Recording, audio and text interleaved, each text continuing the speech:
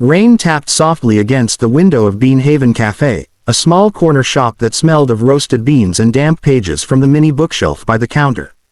It was late afternoon, the kind of quiet lull between the lunch rush and the evening crowd. Emma Brooks sat alone at her usual seat by the window, her hair slightly frizzy from the drizzle, her fingers wrapped around a paper cup of lukewarm coffee. The day had been long. Her shift at the bookstore ended early because business was slow, which meant fewer hours, less pay. Her phone buzzed. A message from her landlord. Rent's overdue again. Need it by Friday. Emma sighed, setting her phone face down. She had $47 in her account and 2 more days before payday.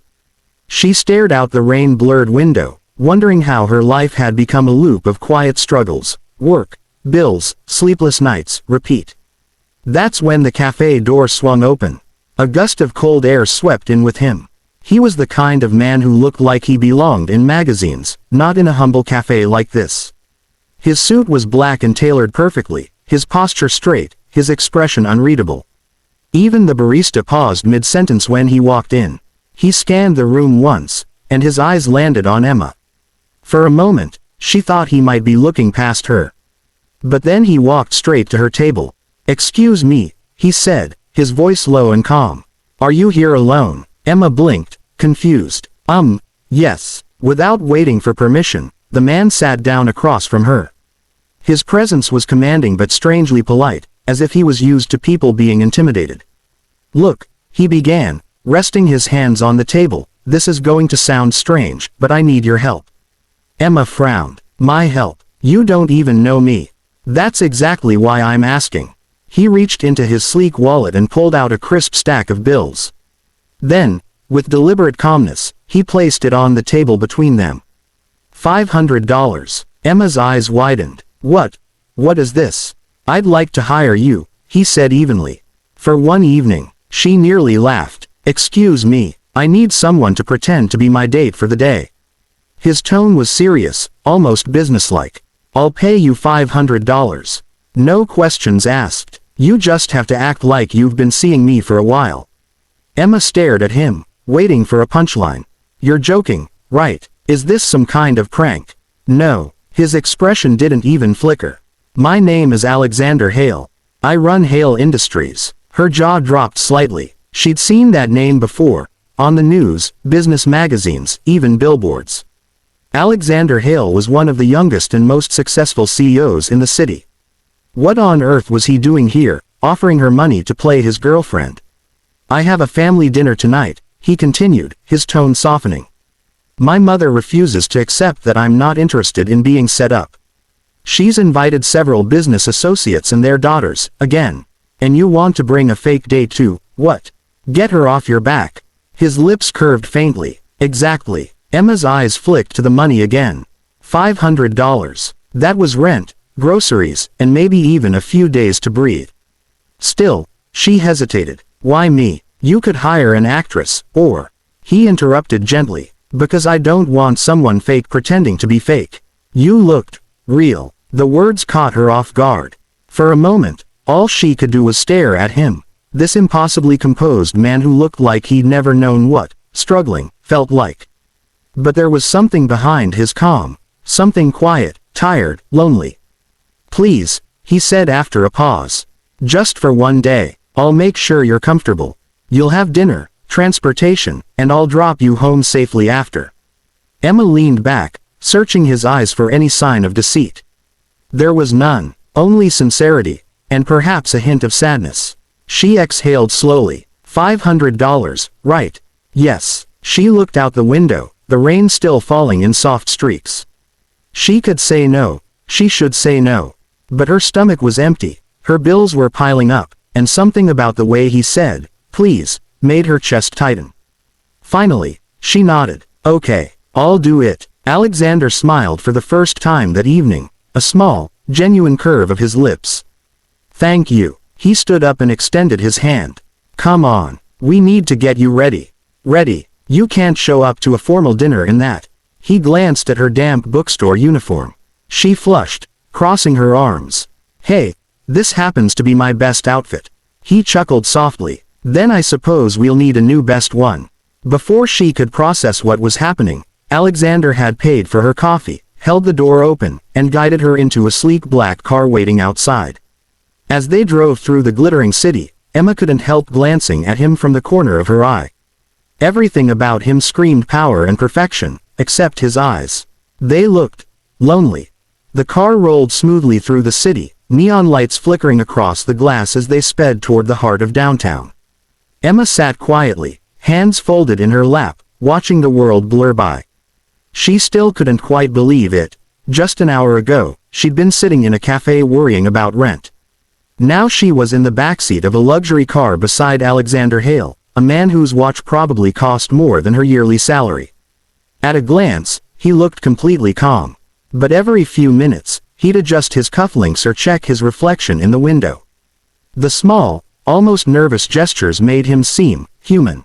Emma decided to break the silence. "So, Mr. Hale, Alexander," he corrected gently. "If you call me Mr. Hale all night, my mother will know something's off." She smiled awkwardly. "Right, Alexander." He glanced at her, eyes softening slightly. "And you're Emma, right?" "Yeah." She hesitated. "Do I need to know anything specific? About you, I mean. So I don't mess up your story."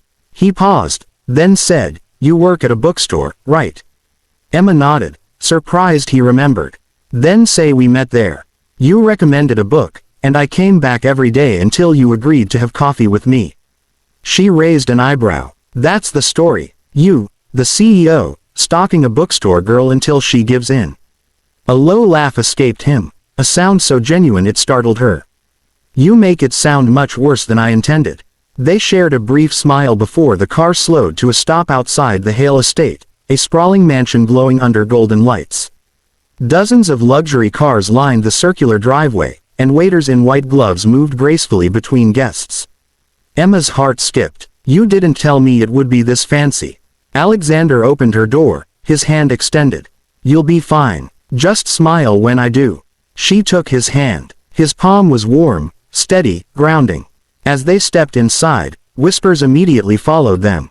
Heads turned. Men nodded politely at Alexander. Women stared openly, some with envy, others with curiosity. And then came her, a regal woman with pearl earrings and a knowing smile. "Alexander, mother," he greeted smoothly, pulling Emma closer by the waist. "I'd like you to meet someone." Emma swallowed hard as his mother's sharp gaze swept over her. "This is Emma Brooks," Alexander said. "My girlfriend." For a split second, silence. Then his mother's expression softened into delight. "Girlfriend. Oh, Alexander, finally. She's lovely." Emma forced a smile. "It's so nice to meet you, Mrs. Hale." "My dear, call me Margaret," the woman said, touching her arm. "I can't believe my son has been keeping you a secret." Alexander smirked faintly. "I wanted to be sure before introducing her." Margaret's eyes twinkled. "And are you sure now?" Emma felt Alexander's thumb brush lightly against her back, a silent reassurance. "I am," he said simply. The rest of the night unfolded in a blur of laughter, champagne, and polite conversation.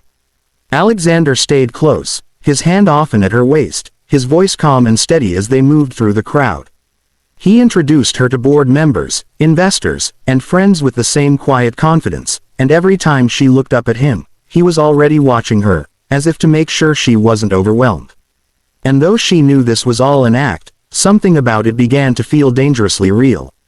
When dinner was served, they sat side by side at the long oak table. Emma tried to remember her role, but Alexander made it easy. He whispered little jokes to her during speeches, refilled her glass, and asked questions about books like he genuinely cared about the answers. "You read a lot, don't you?" he asked softly as the dessert was served. "It's my favorite way to escape," she admitted. "When reality gets too heavy."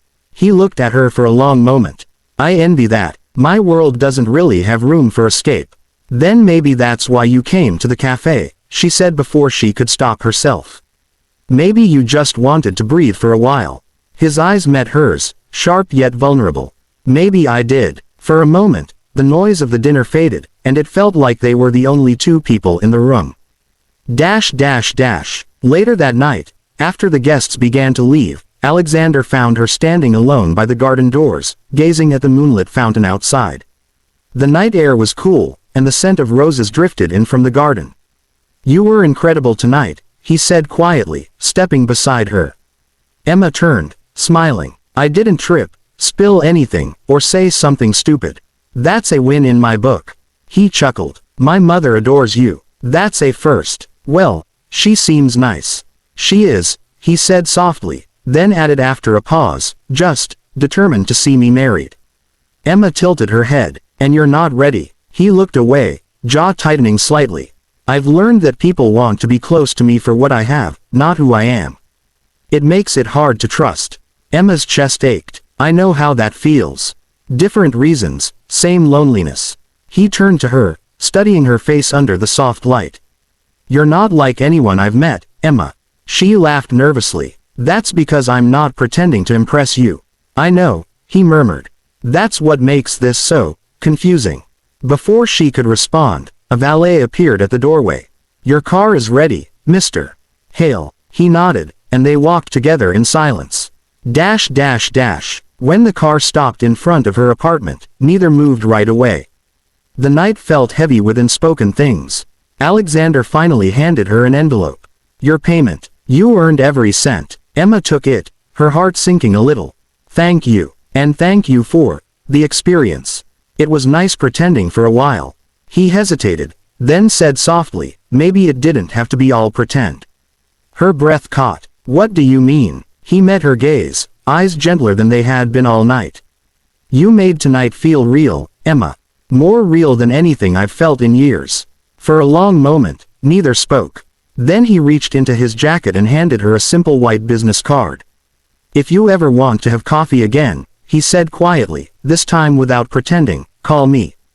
Emma watched as he drove away, the sound of rain returning softly to the streets. She sighed, stepping inside her apartment, her heart still racing. When she opened the envelope, she found not only the money, but a folded note.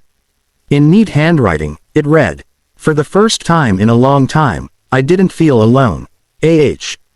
Emma pressed the note to her chest, smiling through the tears she didn't realize she'd been holding back.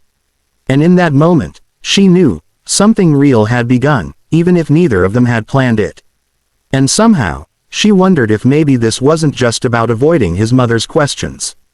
Maybe Alexander Hale, the man who could buy anything, was just looking for one thing he couldn't purchase: genuine company.